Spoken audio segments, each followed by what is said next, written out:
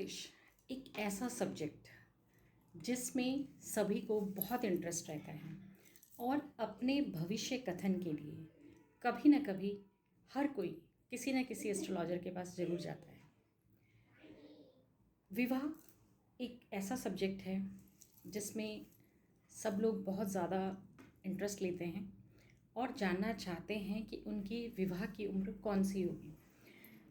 मैंने न्यूमरोलॉजी से एक वीडियो बनाया था, marriage as calculation bye numerology, जिसे सब लोगों ने बहुत पसंद किया। उसके लिए थैंक यू सो मच। और बहुत से लोगों ने उसे फॉलो भी किया और सेम कॉपी करके उसकी वीडियोस बना के यूट्यूब पे भी डाले। तो इसका मतलब कहीं ना कहीं आप लोगों को उससे रिज़ल्ट मिले। आज मैं ज्योतिष से आप कैसे जानें कि आपकी जो विवाह की उम्र है वो कौन सी है, इसके लिए बहुत ही सिंपल तरीके से मैं आज आप लोगों के साथ ये डिस्कस करने जा रही हूँ कि आप एक लेमैन की तरह, आपको नहीं मालूम ज्योतिष में कैसे देखना चाहिए, क्या देखना चाहिए, लेकिन आपको ये पता है कि ये जन्मपत्री है, ये प्लैनेट्स हैं, ये हाउसेस हैं, तो उसको कैलकुलेट करके आप 2 मिनट में अपनी मैरिज एज कैसे कैलकुलेट कर सकते हैं, इसके बारे में आज मैं आपको बताने जा रही हूँ। इसके लिए हम सबसे पहले ये समझ लें कि काल पुरुष कुंडली में जो पहला घर होता है उसे लगन कहते हैं और दूसरे घर को कुटुंब कहते हैं।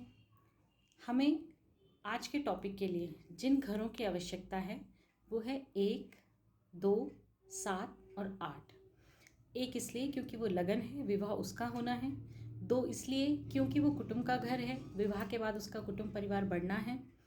7th इसलिए क्योंकि जिससे उसका विवाह होना है वो 7th हाउस है।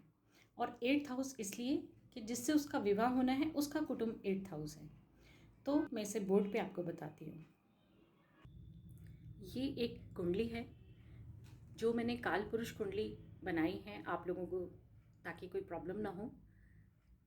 1 नंबर में मैंने लिखा है लगन, यानी आप जिसका विवाह होना है। 2 कुटुंब, यानी विवाह करने के बाद जो कुटुंब बढ़ना है। 7th हाउस आपका लाइफ पार्टनर, 8th हाउस उसका कुटुंब का हाउस। ये क्लियर है। इसके बाद हम चलते हैं चार्ट नंबर 2 पे। इसमें आप जो है अपनी पत्री में जो भी आपके हॉरोस्कोप में प्लैनेट्स हैं उनको एज इट इज़ यहाँ पर लिख लीजिए।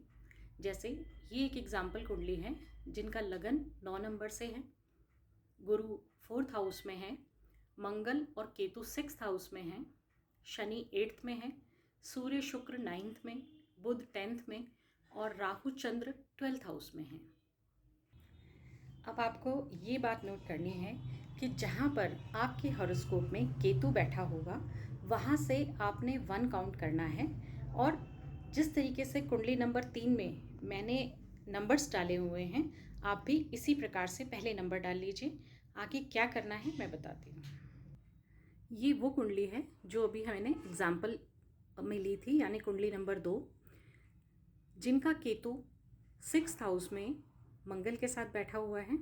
तो यहाँ पे मैंने 1 नंबर लिखा और इसके बाद जहाँ मैंने 3 नंबर लिखा यानी 7th हाउस, वहाँ पे 2, फिर 8th में 3। इसी प्रकार से आप नंबर डालते हुए चले जाएंगे। 1 2 3 4 5 6 7 8 9 12। 12 नंबर जो है वो 1 नंबर राशि में आ रहा है। इसके बाद 13 नंबर आपका फिर से 2 नंबर राशि यानी 6th हाउस में आ जाएगा। इसी प्रकार से आप इसको एज वाइज 40 तक तो कम से कम लिख लीजिए। इसके बाद आप देखिए जिन हाउसेस को मैंने टिक किया है आपकी सुविधा के लिए, ताकि आपको बार बार फर्स्ट चार्ट को ना देखना पड़े। पहला हाउस, दूसरा हाउस, 7th हाउस और 8th हाउस, इनमें जो एज आ रही हैं, यानी अगर हम फर्स्ट हाउस की बात करें तो फर्स्ट हाउस यानी लगन, और इसमें जो एज है वो है 8, 20, 32। सेकेंड हाउस में जो एज है वो है 9, 21, 33। 7th हाउस में जो एज आ रही है वो है 14, 26, 28। और 8th हाउस में जो हमें एज मिली है वो है 3, 15, 27 और 39। ये जो जातक हैं जिनका एग्जाम्पल मैंने लिया है, इनका विवाह 27 एज में हुआ। तो ये जो एज आपके पास हैं, इन्हीं में से किसी एक उम्र में आपका विवाह तय होगा।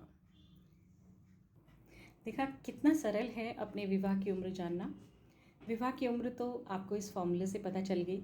आपका वैवाहिक जीवन कैसा रहेगा, इसके लिए फिर कभी दोबारा आपसे मिलती हूँ। तब तक के लिए नमस्कार।